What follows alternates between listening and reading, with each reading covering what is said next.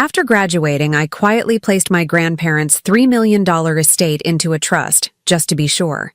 My name is Aurora Lane. I'm 26. I'm an environmental lawyer. And I'm the granddaughter who learned silence is strategy. They showed up at my door last Sunday, smiling too wide. Mom with her signature lemon cookies, Dad with his fake charm, my sister Danielle, dressed like she was about to negotiate a stock merger. We just wanted to talk about Grandma and Grandpa's estate, Dad said. His voice dipped in syrup. They hadn't called me once in over a year, but I knew exactly why they were here. They thought I was still the quiet, obedient daughter who'd nod and sign anything they put in front of me. They didn't know the papers were already signed, just not the ones they wanted. Before I tell you how everything flipped, like and subscribe. Drop a comment, where are you watching from? The knock on my apartment door was soft at first, then firm. I was stirring my coffee, looking out at the city waking up. Sunday mornings used to be quiet for me, a time to reset. Not anymore. I already knew who it was. My stomach tightened. It always did when they were near. I opened the door, and there they were. A perfect picture, almost too perfect. Mom, her blonde hair perfectly styled, holding a basket with a white cloth over it. I could smell the lemons even before she spoke. Her cookies, her peace offering, or more accurately, her distraction. Aurora, honey. We were just in the neighborhood, she chirped. Her smile stretched a little too wide. Her eyes, though, were already scanning my small living room, probably judging. She always judged. Dad was right behind her, a hand on her back, his usual charming smile plastered on his face. It was the smile he used on clients, on new neighbors, on anyone he wanted something from. It never reached his eyes. Thought we'd drop by. Haven't seen you in ages.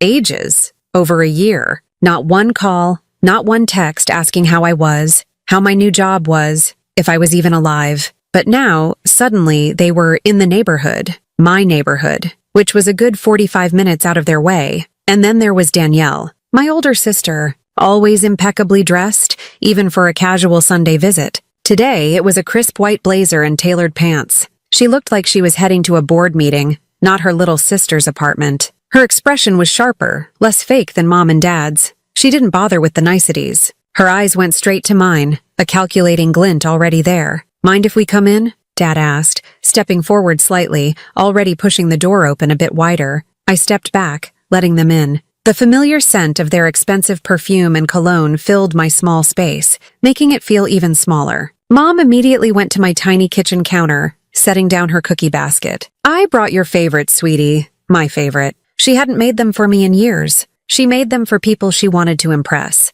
Or manipulate. They all settled onto my couch, which was really only meant for 2 people. It felt cramped. Like them, taking up all the space. I remained standing. It felt safer. So, Dad began, adjusting his tie, even though he wasn't wearing one. It was a habit, a nervous tick. We just wanted to talk about Grandma and Grandpa's estate. His voice was smooth like syrup, as the outline said, but it was thin too, transparent. Danielle nodded, a slight knowing smirk on her face, as if this was a plan they had all rehearsed. And I was the unsuspecting audience. It's been, 2 years now? Mom added, feigning a sigh, a sad expression quickly replacing her wide smile. Such a difficult time. We've all been through so much. My eyes narrowed just a fraction. We had all been through so much? They hadn't been through anything except the inconvenience of losing an inheritance they felt entitled to. I was the one who had actually lost something. People. My grandparents. The 2 people who loved me unconditionally. I looked at them. Really looked. They sat there, a united front of avarice and entitlement. They truly thought I was still the same Aurora,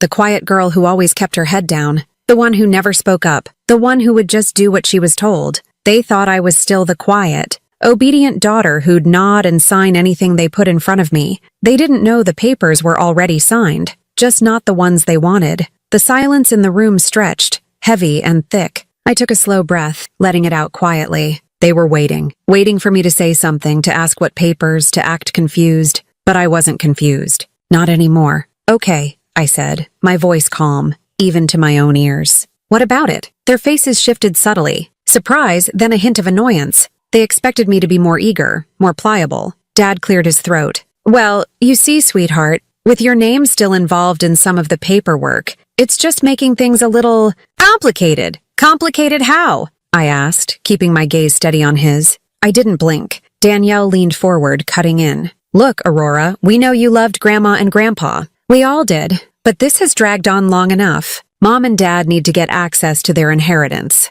It's what's rightfully theirs, my inheritance. They never once thought of it as my inheritance, even though my name was, as Dad said, involved. Mom finally spoke again, her voice a little softer, more persuasive. Your father and I just want to finalize everything. It's a lot of responsibility, honey. For you, I mean. With the estate still technically in limbo, it's a burden. We just want to take that burden off your shoulders. A burden. That's what they called my grandparents' legacy. A burden. I felt a coldness spread through me. It wasn't anger yet. It was something deeper. A resolve. I knew exactly what they wanted. They wanted me to sign away any lingering claim I might have. To make it easy for them. To make me disappear from the equation. They had no idea. I walked over to the small bookshelf by the wall, pulling out a thick, leather-bound journal. It was Grandpa's. I'd been reading through his old entries, his thoughts on the ocean, on life. It always brought me peace. Now holding it, I felt a different kind of strength. I turned back to them. Their smiles were fading now,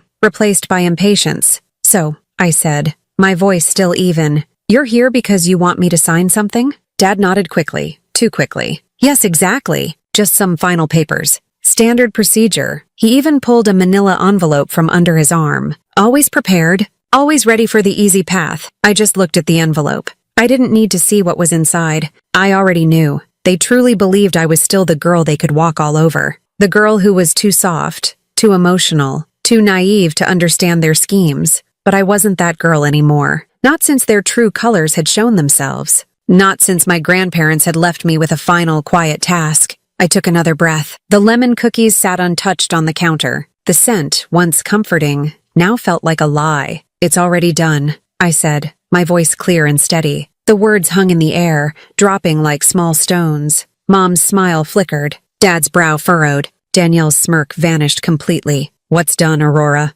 Danielle asked, her tone sharp, suspicious. I just offered them a small, tight smile, the kind that didn't reach my eyes, the kind that said, you have no idea. The papers? I said. They're already signed and finalized. Their faces went blank for a moment, trying to process, trying to catch up. They expected me to be a step behind. I was already 10 steps ahead. Then the confusion started to set in. A tiny crack in their confident facade. But we haven't presented anything for you to sign yet, Dad stammered, his fake charm finally cracking. No, I agreed. You haven't, but I have. I watched their expressions, the slow dawning realization that something was very wrong, that their plan, whatever it was, had already been derailed. By me, the quiet one, the invisible one. This was just the beginning. They didn't know the half of it. They didn't know the quiet war I had been waging. A war for my grandparents' memory, for their legacy, and for myself. This visit, the one they didn't see coming, was just the prelude. The real story, the one where they learned just how much I had changed, was about to unfold. 2 years ago, the world shifted on its axis for me. My grandparents, the anchors of my life, passed away within months of each other. First Grandma, then Grandpa. It was like a light went out. Their coastal estate, nestled by the wild Oregon Sea, felt empty, too quiet. It was worth around $3 million, but to me, it was priceless. It was where my childhood lived. It was where I felt truly loved. Their will was simple. It was clear. Divide everything equally among their children, my parents and my Aunt Carol. Except my parents weren't grieving. Not in the way I was. Not in the way a child grieves for their parents. They were calculating. I saw it from day one. I remember standing at Grandma's funeral, a blur of black clothes and hushed voices. My eyes were stinging with unshed tears. I felt raw. And then I heard it. A whisper just behind me. It was Mom. That old house could really use some upgrades. A modern kitchen, maybe an infinity pool overlooking the ocean. It would fetch a fortune. She wasn't whispering to herself. She was whispering to Dad, and he was nodding, a thoughtful, almost hungry look on his face. This was before Grandma was even in the ground, before the funeral flowers even had a chance to wilt. It shocked me to my core. I couldn't believe what I was hearing. It felt disrespectful. It felt cold. They were talking renovations, buyers, and profit. Not about Grandma, not about the memories, just money. A few weeks later, at Grandpa's memorial, it was the same, maybe worse. They were already openly discussing selling, like a business deal, like they were real estate agents, not grieving children. The market's good right now, Dad said, nursing a drink, a grim smile on his face. We could probably get a decent offer quickly. Aunt Carol seems to think we should hold on to it for a bit, Mom said, her voice laced with impatience. But she's always been so sentimental. She rolled her eyes slightly. I stood there, listening to them, feeling a deep ache in my chest that had nothing to do with grief. It was betrayal, a sickening feeling that started in my gut and spread. They were stripping away the sanctity of everything. They'd already forgotten who actually took care of my grandparents in their final years. It was me, Aurora. It wasn't Mom, who drove them to their doctor's appointments twice a week, even when it meant a 3-hour round trip from my college town. It wasn't Dad, who sat for hours, patiently listening to Grandpa tell the same fishing stories again and again, pretending it was the first time. It wasn't Danielle, who made sure Grandma had her specific bland diet meals, or who helped her shower when her arthritis flared up. It was me. I was the one who drove them. I was the one who cooked for them, making sure they ate well. I was the one who handled their taxes, their bills, their endless paperwork. I learned how to do it all. They trusted me. They trusted me because my parents were too busy with their careers, too busy with their social lives, too busy to care for the people who had given them everything. I practically lived at that estate during my last 2 years of college, driving back and forth, balancing my studies with their needs. My grandparents were getting older, frailer. They needed more help, and my parents were nowhere to be found. Aurora's so good with them, Mom used to say to her friends, a proud smile on her face. Such a caring granddaughter. But it wasn't out of a pure heart. It was because I was useful. I was a tool, a free caregiver, a means to an end. I remember a conversation with Grandma just a few months before she passed. We were sitting on the porch watching the waves crash. Your parents, they have their own lives, she said softly, patting my hand. Her voice was weak, but her eyes were sharp. But you, my dear, you have a good heart. You truly see us, I think she knew. Even then, she knew the difference between true love and obligation. My parents saw me as the dutiful granddaughter, easy to manipulate. They saw my kindness as a weakness, something they could exploit. They never truly saw me as a person with my own feelings, my own struggles, my own heart.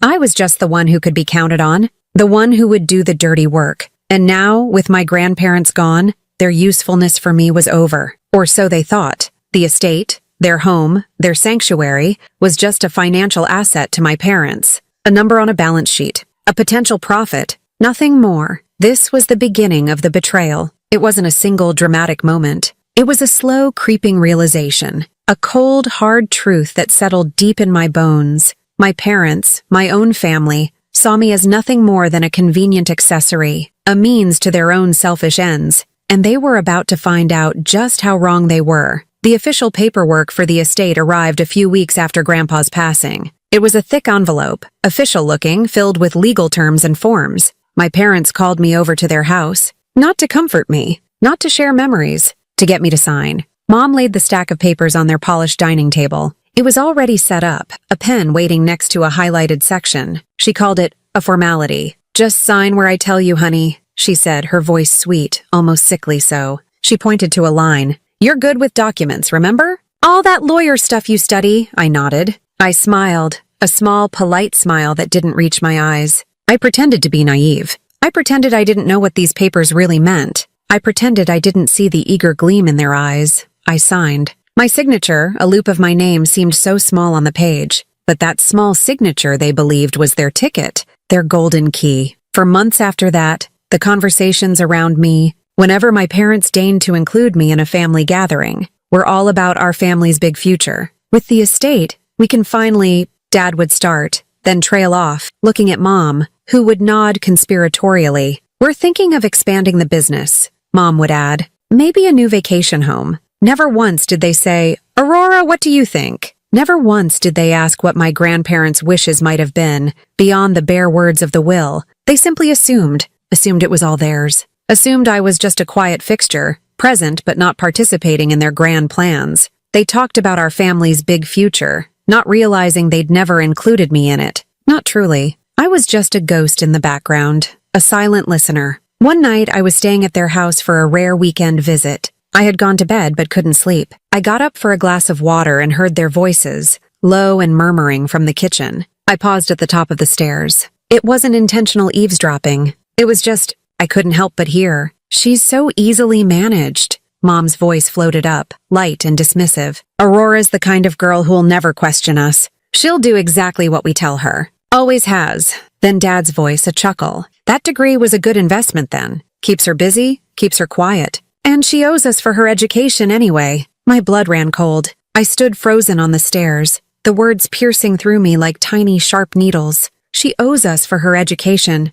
The irony of it all hit me like a physical blow, a wave of nausea, a burning sensation behind my eyes. They really thought they had paid for my education. They really believed I owed them. My grandparents, my grandma and grandpa, bless their hearts, were the ones who paid for every single cent of my degree. From undergraduate all the way through law school. They set up a college fund for me when I was born. They always wanted me to have the best. They believed in me. My parents contributed nothing, not a dime. They never even asked about my student loans because they assumed I had none. Because they assumed they were the ones who took care of everything. That night, I didn't go back to bed. I sat in the darkness of the guest room, staring at the ceiling, feeling an emptiness open up inside me. It wasn't just neglect. It was deliberate ignorance. A willful blindness to my existence, to my efforts, to the truth of my life. I was the invisible grandchild. The one who did all the work, but got none of the recognition. The one who was loved by my grandparents but used by my parents.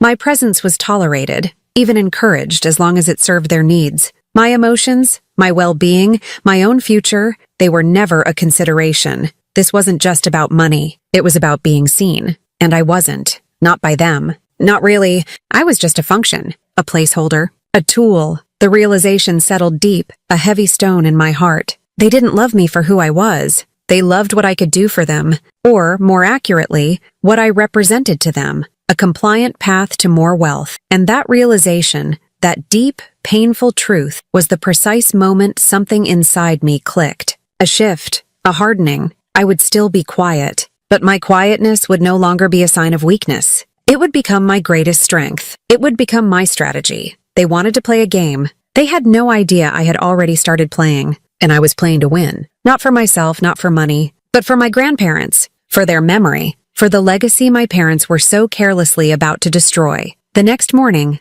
I packed my bag. I said my goodbyes, still with that same polite, unrevealing smile. They didn't notice the difference. They never did, but I knew. And from that day forward, everything changed. For me. And soon, for them too. I was done being invisible. I was done being a tool. After that night, the one where I overheard them, my world shrunk. Not in a bad way, in a focused way. I pulled back from my family even more than before. The calls became shorter, the visits rarer. I had an excuse, a good one. My new job as an environmental lawyer was demanding. But it also gave me a reason to create distance. While my parents schemed, convinced they had me wrapped around their finger, I spent my nights doing something else entirely. I wasn't just working cases for the firm. I was deep diving into trust law, inheritance codes, legal loopholes. I wasn't plotting revenge then. Not in the way they'd think. My goal wasn't to hurt them. My goal was to protect. To make sure their greed didn't erase my grandparents' legacy.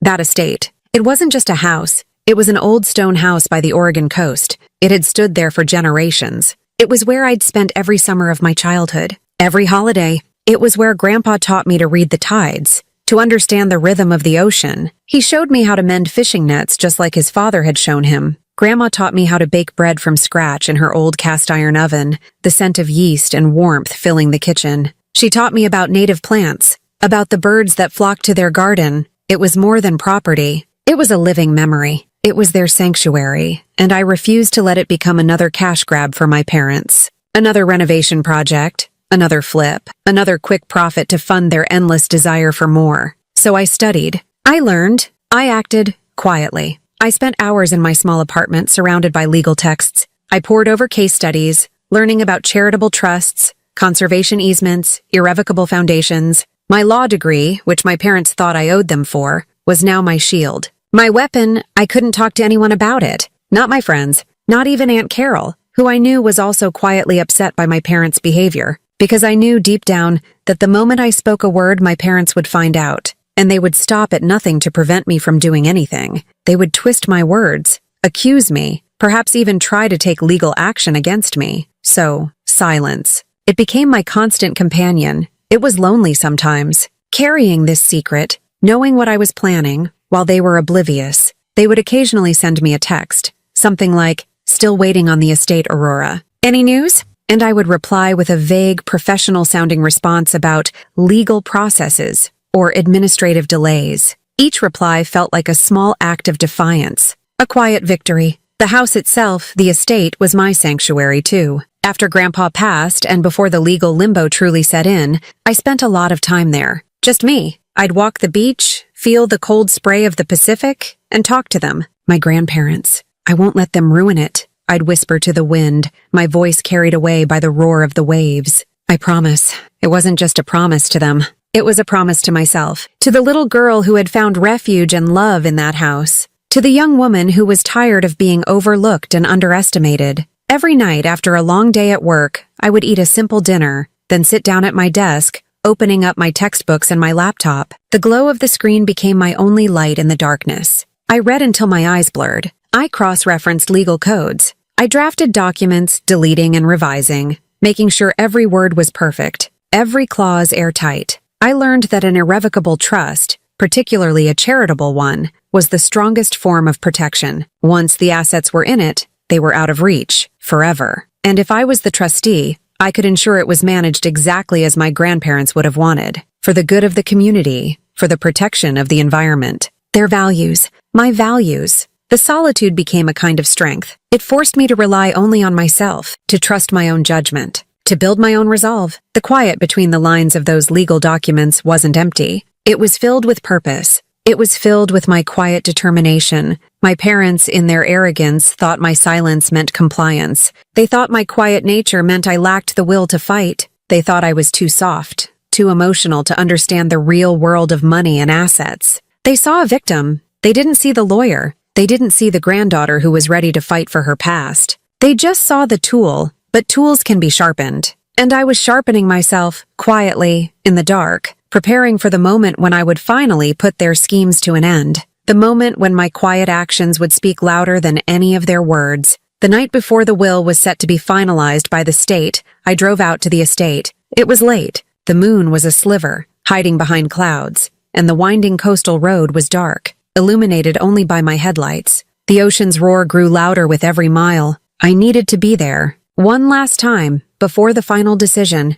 The house was cold and still when I let myself in. The air smelled faintly of dust and salt, the lingering scent of memories. I didn't turn on many lights, just the old lamp in the kitchen. Its soft glow spilled onto the worn wooden table, the same table where Grandma had taught me to roll pie crusts. I had brought the documents with me, my meticulously drafted trust deed, the legal forms, my notebook filled with notes and cross-references. I spread them out on the table, surrounded by the ghosts of 1,000 happy meals. Every signature space on those papers seemed to gleam under the lamplight. Each one felt like a test, a final choice. On one side, the easy path, let the will proceed as written. Let my parents and Aunt Carol inherit. Watch as my parents likely sold off everything, ripped out the character, and turned it into another soulless, modern vacation rental. And then I would truly lose it all. My grandparents' legacy, their values, their memory. On the other side, the difficult path, the one I had painstakingly researched and prepared for, the one that would inevitably cause a storm of anger and resentment from my parents,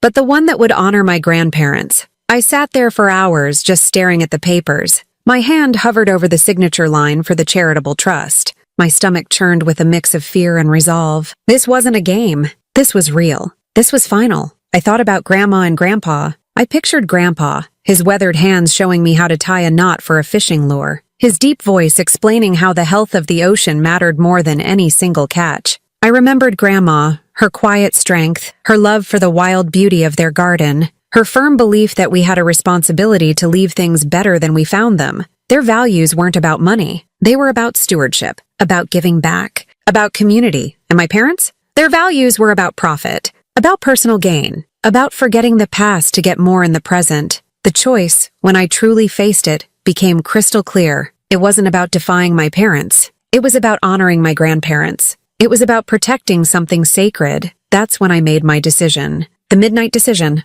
I picked up the pen. My hand was steady. I created the Lane Foundation. I named it after Grandpa's old fishing company. A small, humble business he built with his bare hands, not for riches, but for a good life, a fair wage, and respect for the sea. The foundation was a charitable trust. Its mission, dedicated to marine conservation and scholarships for rural students. Students just like me, who grew up near the coast, who understood the ocean, and who might not otherwise have the chance to pursue an education. It was everything my grandparents believed in. Protecting the ocean that gave them so much, investing in young people from the community they loved. And then, with one deliberate, unhesitating signature, I moved the entire $3 million estate into it. Legally, permanently. It was all laid out. All done, not under my name as an owner. I didn't want the money. I didn't want the burden of ownership. I just wanted to protect it, so I became the trustee, meaning no one, not even me, could sell it. Not for personal profit. It was locked away, dedicated to its charitable purpose. The foundation owned the house, the land, everything. I, as trustee, was simply the guardian, the steward. The weight lifted immediately. A vast, quiet sense of peace settled over me. It felt right. It felt true. I leaned back in the old wooden chair, looking around the quiet kitchen. The moon had finally peeked out from behind the clouds, casting a soft silver glow through the window, illuminating the rough-hewn beams. I imagined Grandma and Grandpa watching, a gentle smile on their faces. I had done it, quietly, secretly, but definitively. The storm was coming, I knew that. My parents would be furious. They would feel betrayed. They would lash out, but their anger would be about their lost profit, not about a lost legacy. And I was prepared for it, because for the first time in a long time, I felt truly free. Free from their expectations, free from their manipulations, and free to finally uphold the true wishes of the two people who had truly loved me. I packed up the signed documents, each page a testament to my resolve. The first light of dawn was just beginning to touch the horizon as I drove away from the estate. The ocean stretched out before me, vast and endless, just as my grandparents had always seen it. And now, thanks to a quiet midnight decision, it would be protected. Just like their memory, I had become my own person, and my quiet strength had finally found its voice. A voice in the form of action, not words. Action that would soon echo through my family's unsuspecting world. The weeks after I signed the foundation documents were strange. They were quiet, but it was a heavy, expectant quiet, like the air before a storm. I knew what my parents and sister were waiting for. They were waiting for a for sale sign to appear on the lawn of the coastal estate. They were waiting for calls from real estate agents. They were waiting for their payday. And every day that passed without one, the pressure started to build. I could feel it, even from miles away. The first call came from my mother, about a month after the will was finalized. Her voice was light, breezy, as if she were just calling to chat. "Aurora, honey, how are you? We haven't heard from you." "I'm fine, Mom. Just busy with work." It was the truth. My job was demanding, and now so was setting up the foundation's initial framework. "Oh, of course," she said. A beat of silence. Then, "I was just wondering, have you heard anything from the estate lawyers? About moving forward with the house?" "It's a process, Mom," I said, keeping my voice level and calm. "These things take time." Right. "Of course," she said, though a hint of impatience colored her tone. "Well, just keep us posted, sweetheart." She hung up, and I knew it was just the beginning. 2 more weeks passed. The next call was from my father. He didn't bother with the pleasantries. "Aurora, your mother and I are getting a little concerned. What's the holdup with the estate? We've got financial plans we need to put in motion." "There are some legal complexities, Dad," I replied, using the vague language that had become my shield. "It's being handled." "What does that mean, it's being handled?" He pressed, his voice losing its usual smooth edge. "Is there a problem? Do we need to get our own lawyer involved?" "Everything is proceeding according to the legal framework," I said. It wasn't a lie. It just wasn't the framework he was expecting. I could hear him sigh in frustration on the other end of the line. "This is ridiculous. It should be simple." The will was clear. "Yes," I said softly. It was. After that, the calls became more frequent, a rotating schedule of my family members. Mom would try to be sweet and cajoling.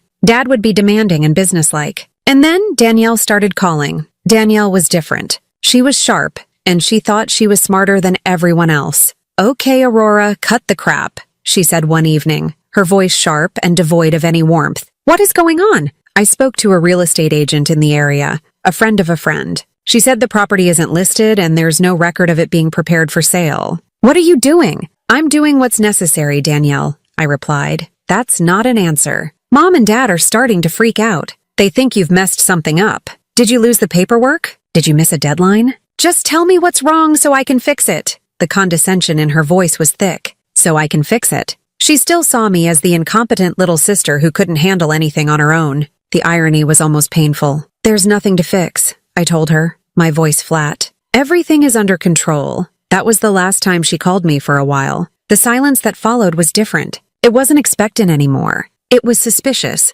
They were talking amongst themselves, I knew it. They were trying to figure me out, trying to understand what was happening behind the scenes. They were moving from confusion to suspicion. The panic was just around the corner. The year that followed was one of the most peaceful of my life. I threw myself into my work and into the Lane Foundation. I found a small local board of directors, a retired marine biologist, a community accountant, and a high school principal, people who understood and shared my grandparents' values. We established the criteria for the scholarship. We partnered with a local university on a coastal erosion study. I spent weekends at the estate, not cleaning it out to sell, but restoring it. I weeded Grandma's garden until the native flowers bloomed again. I repaired the old wooden fence that overlooked the cliff. The house started to feel like a home again, not a prize to be won. It felt alive with purpose. Meanwhile, my family was living in a different reality. Theirs was a world of frustration and mounting anger. I found out later that they had hired their own lawyer to look into the delay.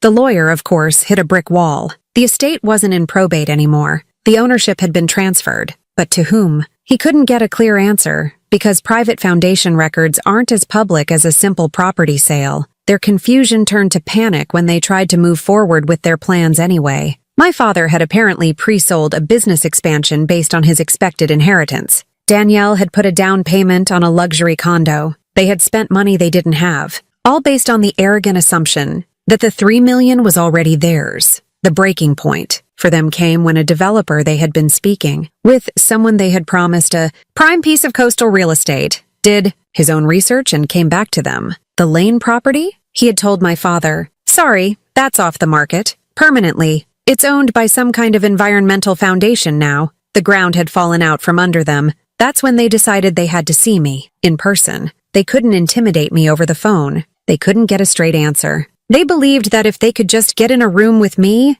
the four of them against me, they could bully me, manipulate me, and force me to give them what they wanted. They thought that the quiet, obedient girl was still in there somewhere, just hiding behind a bit of stubbornness. They thought they could break me, so they planned their visit. They baked their cookies. They put on their best clothes and their most convincing smiles. They practiced their lines. They thought they were walking into an ambush they had set. They had no idea they were walking into mine, the one I had been quietly preparing for over a year. The silence was about to be broken, and their world was about to shatter. The air in my apartment was thick with the scent of lemons and false sincerity. They sat on my couch, a united front of entitlement, having delivered their opening lines. They wanted to talk. They wanted to move forward. They had a buyer. It was all so simple in their minds. All they needed was my signature, my compliance. I let the silence hang for a moment after my father mentioned the buyer. I watched them. Mom was fidgeting with the handle of the cookie basket. Dad was trying to look relaxed, but a muscle in his jaw was twitching.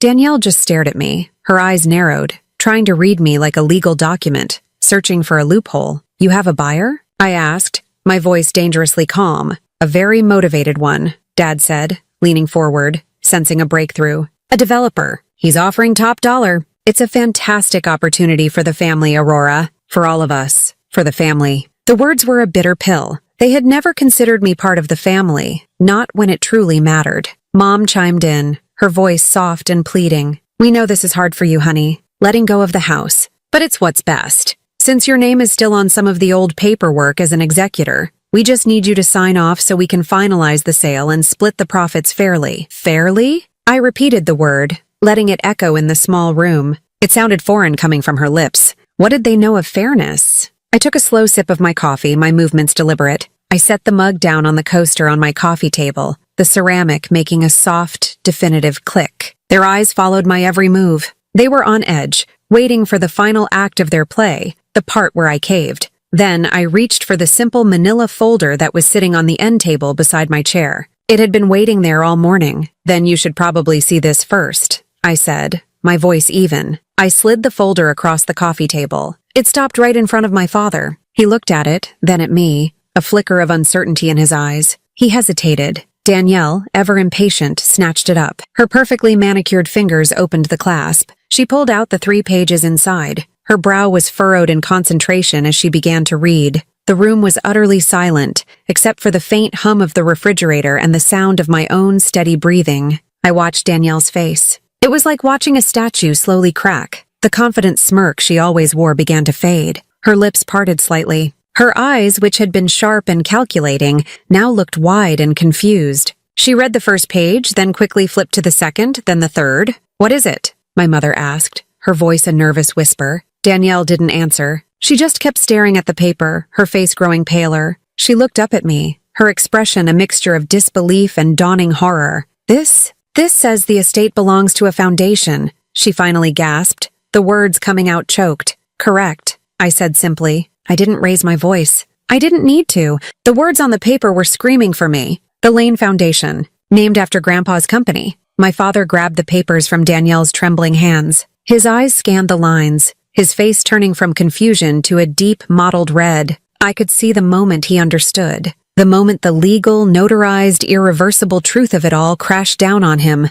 "What the hell is this, Aurora?" he snarled, the syrupy charm completely gone, replaced by raw, ugly anger. He waved the papers in his hand. "The Lane Foundation for Marine Conservation? Scholarships? What is this joke?" "It's no joke," I replied, my gaze unwavering. "It's Grandma and Grandpa's legacy. Protected." The word protected hung in the air, an accusation. Protected from what? From whom? The answer was sitting right there on my couch. Mom's hand flew to her mouth. Her eyes filled with tears, but they weren't tears of grief. They were tears of rage and loss. The loss of money. The loss of the future she had so carefully planned for herself. "You mean, you gave it away?" she whispered, her voice trembling. "You gave away our inheritance?" I looked at her, at the woman who had seen me as a tool, who had dismissed my grief, who had plotted to sell my grandparents' memory to the highest bidder. And I felt nothing but a cold, clear certainty. I took a breath and delivered the line I had held inside me for 2 long years. The truth that had fueled every late night of studying,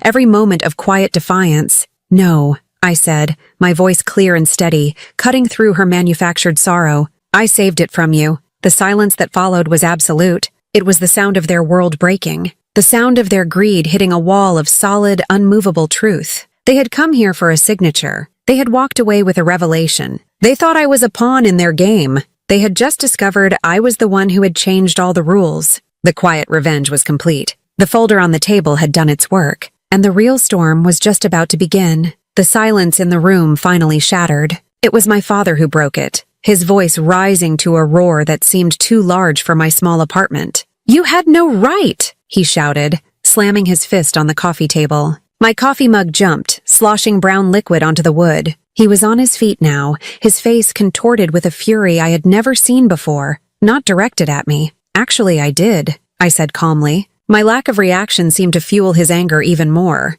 I remained seated, a pillar of stillness in the chaos he was creating. Grandpa made a change to his will a few months before he passed. A codicil. He named me the sole executor of the estate. Their faces went blank. "A codicil? You're lying!" Danielle hissed, finding her voice. "We would have known. The lawyers would have told us." "They did tell you," I corrected her gently. "It was in the initial document packet. A single page right at the back. You probably thought it was just another standard form. You were so focused on the total value of the assets that you didn't bother to read the fine print." I remembered the moment I saw it. I had been going through my grandparents' files, organizing things after the funeral, and I found his copy. A handwritten note was clipped to it. "For Aurora. She'll know what to do." My grandfather had seen them. He had known what his own children were capable of, and he had trusted me, not them, to protect what he and Grandma had built. He had given me the key, and my parents, in their greed and carelessness, had handed it to me without a second thought.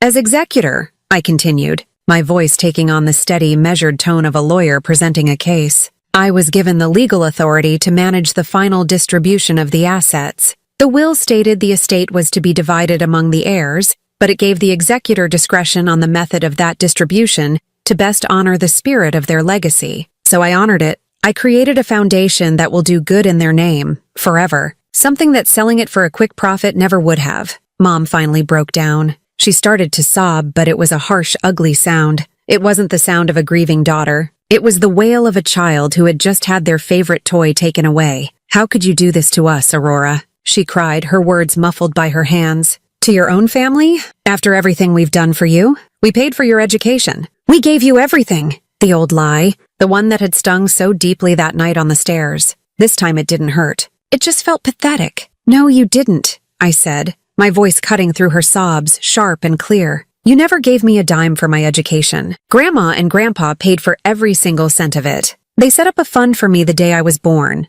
You just took credit for it. The color drained from her face. Dad and Danielle just stared, speechless. It was a truth they had conveniently forgotten, a fact they had buried so deep they had started to believe their own fiction. The exposure of that lie seemed to hurt them more than the loss of the money. It stripped them of their last shred of moral authority, their last weapon to try and guilt me with. Danielle recovered first. Her shock morphed into a venomous personal attack. She stood up, her eyes blazing with a cold fire. This isn't about their legacy, she sneered. This is about you. You were always the quiet one, the resentful one, lurking in the background. You were jealous of me, jealous of Mom and Dad. This is just your pathetic, petty revenge because you never felt important enough. I looked at my sister, the golden child, the one who had always gotten the attention, the praise, the love, and I felt a flicker of pity for her. She couldn't comprehend doing something for a reason other than selfishness or spite, because those were the only emotions that drove her. Think whatever you need to think, Danielle, I said, my voice soft again. It doesn't change the reality. The foundation is legal. It's irrevocable. There is nothing you can do. That was it. The final nail. The word irrevocable. For Danielle, the pragmatist, the negotiator, that was the end of the road. There was no deal to be made. No angle to be worked. They had lost. The insult started then. A desperate, last-ditch effort to wound me. They called me ungrateful, selfish, cruel. They said I had destroyed the family. I stood up, finally meeting them at eye level. The four of us stood in the wreckage of what they had always pretended our family was. You talk about inheritance as if it's just money in a bank account, I said, my voice low but carrying the weight of 2 years of pain and resolve. Grandma and Grandpa's inheritance was the summers on the coast. It was the stories Grandpa told. It was the way Grandma's garden bloomed every spring. It was the value of protecting things, not selling them. You didn't want their inheritance. You just wanted their money. I paused, looking each of them in the eye. They called me ungrateful, I said, my voice quiet but firm.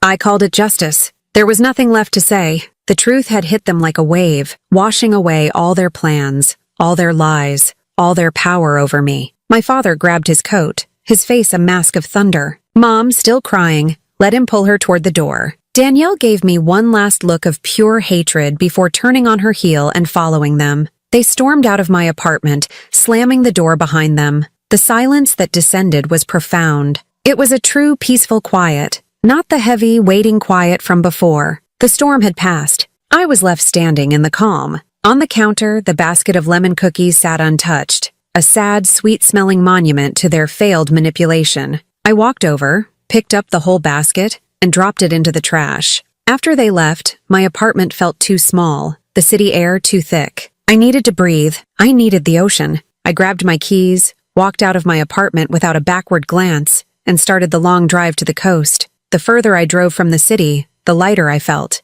The gray concrete and sharp angles of the buildings gave way to the towering green pines and rolling hills of the Oregon countryside. The sky opened up, vast and silver with the promise of rain. With every mile, I felt like I was shedding a layer of skin, leaving behind the anger, the confrontation, and the weight of my family's greed. I was driving toward myself. When I finally turned onto the winding coastal highway, the familiar scent of salt and damp earth filled my car. The roar of the Pacific was a low, constant hum, a sound that had been the soundtrack to the happiest moments of my life. It was the sound of coming home. I pulled into the gravel driveway of the estate. The old stone house stood exactly as it always had, sturdy and steadfast against the wind. It didn't look like a $3 million asset. It looked like a place where people had lived and loved for generations. A small, tastefully carved wooden sign stood near the entrance, simple and clear, the Lane Foundation for Marine Conservation. Seeing it there, real and solid, sent a wave of profound peace through me. I walked inside,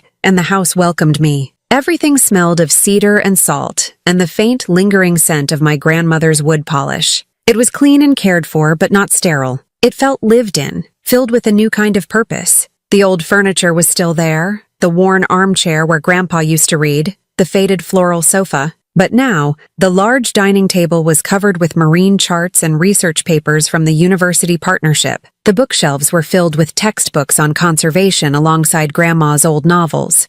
I walked through the house and out the back door, toward the garden. It was blooming again, a riot of color even under the gray sky. A local gardening club, funded by a small grant from the foundation, had taken it on as a project, cultivating the native plants my grandmother had so lovingly planted. It was more beautiful than I had seen it in years. I stood on the cliff's edge, looking out at the churning gray-green sea. The tide was high, and the waves crashed against the rocks below, sending plumes of white spray into the air. The wind whipped my hair around my face, and for the first time since my grandparents had passed, I felt a sense of pure, unburdened joy. I had done it. I had kept my promise. Back inside, I sat at Grandpa's old desk in the study overlooking the ocean. A small stack of mail was waiting for me. Bills for the foundation, a newsletter from a local conservation group, and a single handwritten envelope. I opened it. The letter was from a young woman, the first recipient of the Lane Foundation scholarship. She was a freshman at Oregon State, studying marine biology. Her letter was simple, heartfelt, and powerful. "Dear Ms. Lane," she wrote, "I don't know how to thank you for this opportunity. I am the first person in my family to go to college. I grew up just down the coast from here, and I've spent my whole life exploring the tide pools and watching the fishing boats. The ocean is in my blood, just like it was for your grandfather. Because of your family's foundation, I get to turn that love into a career. I get to study the thing I care about most in the world. I visited the estate last week just to see it. It's a beautiful place. I promise I will work hard. I'll make you and your grandparents proud. I'll make sure the ocean you loved stays protected for everyone. Sincerely, Sarah Jenkins." I held the letter in my hands, my vision blurring with tears. But these were not tears of anger or sadness. They were tears of gratitude. This was the validation. This was the legacy. It wasn't in a bank account. It was in the future of a young woman like Sarah. It was in the protected coastline, in the research being funded, in the garden blooming for the community to enjoy. I stood by the window, holding that letter, and looked out at the vast, wild sea. The rain had started to fall,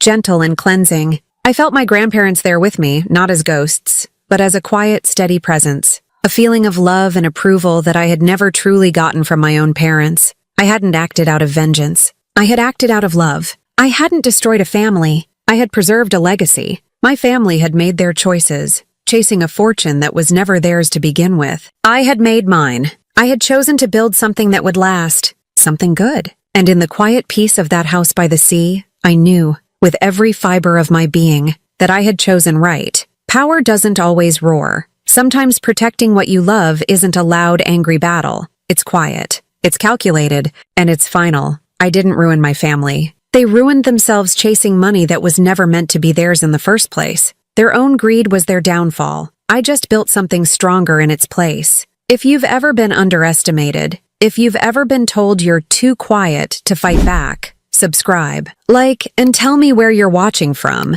Because quiet people don't stay silent forever. Sometimes, they just wait until the ink is dry.